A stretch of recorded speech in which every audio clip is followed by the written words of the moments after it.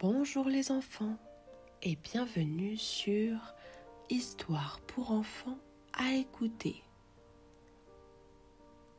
Aujourd'hui, je vais vous raconter l'histoire du voyage de Rouxi, le renard aventurier. Installe-toi bien confortablement, l'histoire va commencer.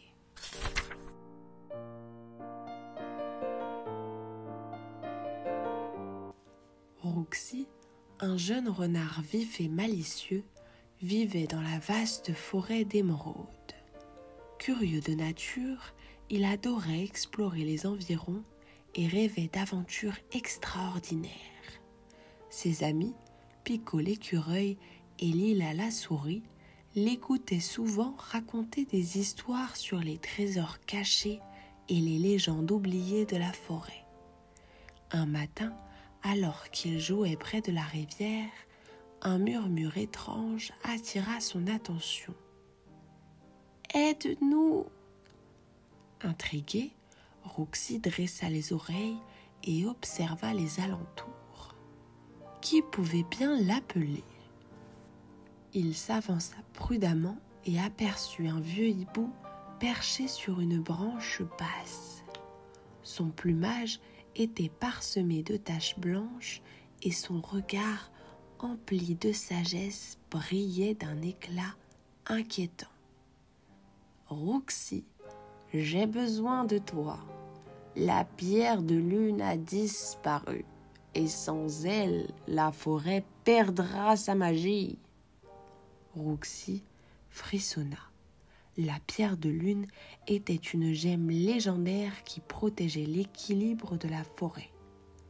On racontait qu'elle scintillait dans la nuit et que ses pouvoirs maintenaient l'harmonie entre les saisons et les animaux. « Qui a volé la pierre ?» demanda le renard. Le hibou hocha la tête.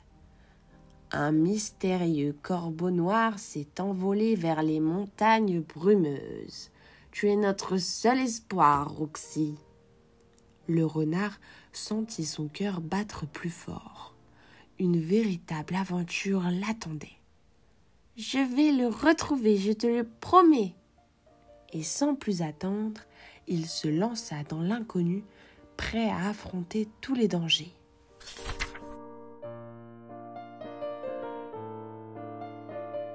Rouxi n'était jamais allé au-delà de la rivière. Il s'enfonça dans la forêt dense où les arbres tordus murmuraient au vent. Il n'était pas seul bien longtemps. Pico l'écureuil et Lila la souris décidèrent de l'accompagner. « On ne va pas te laisser partir tout seul !» s'exclama Pico. « Ensemble, nous serons plus forts !» ajouta Lila. Ils marchèrent toute la journée, suivant les plumes noires que le corbeau avait laissées derrière lui.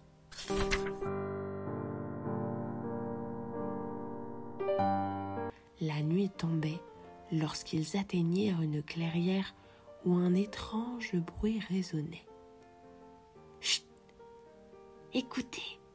chuchota Rouxi. Un bruissement d'ailes, un cri perçant. Ils levèrent la tête et virent une ombre noire tournoyer dans le ciel. « C'est lui !» s'exclama Pico. Le corbeau disparut derrière une colline et nos amis se précipitèrent à sa poursuite.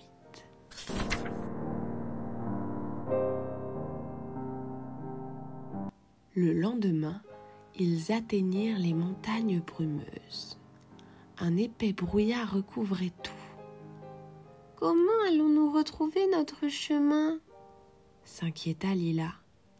Rouxi se souvint alors d'une vieille légende. « Le vent nous guidera. Écoutons-le. » Ils fermèrent les yeux et entendirent un faible sifflement. Suivant ce son, ils avancèrent prudemment jusqu'à apercevoir une grande caverne cachée sous une falaise.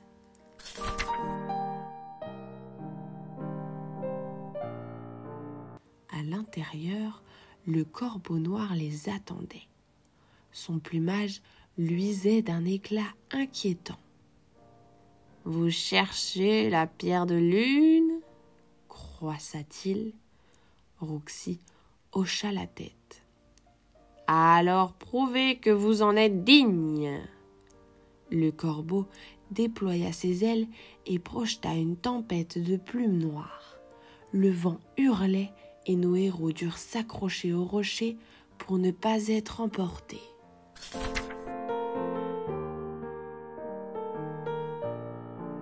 Rouxi se souvint des paroles du hibou.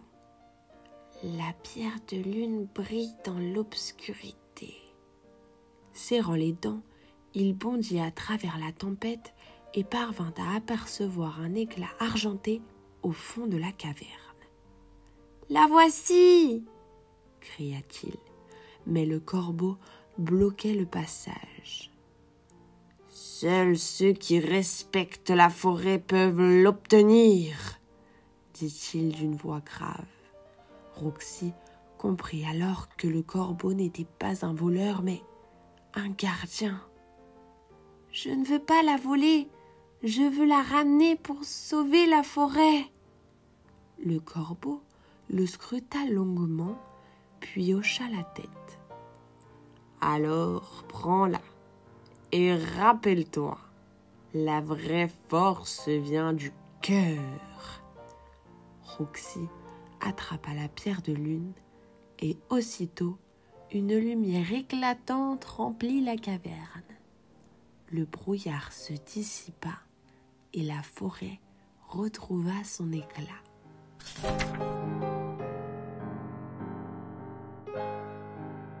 Rouxi, Biko et Lila revinrent triomphants. Le hibou les attendait avec un sourire. « Vous avez accompli un exploit !» Rouxi replaça la pierre de lune à son emplacement d'origine. Une douce chaleur se répandit dans la forêt et les oiseaux chantèrent à nouveau. « Merci Rouxi, grâce à toi, la magie est sauvée. » Le jeune renard sentit une fierté immense en lui. Il venait de vivre sa première grande aventure, mais il savait que ce ne serait pas la dernière, car dans la forêt d'émeraude, de nouveaux mystères attendaient d'être découverts.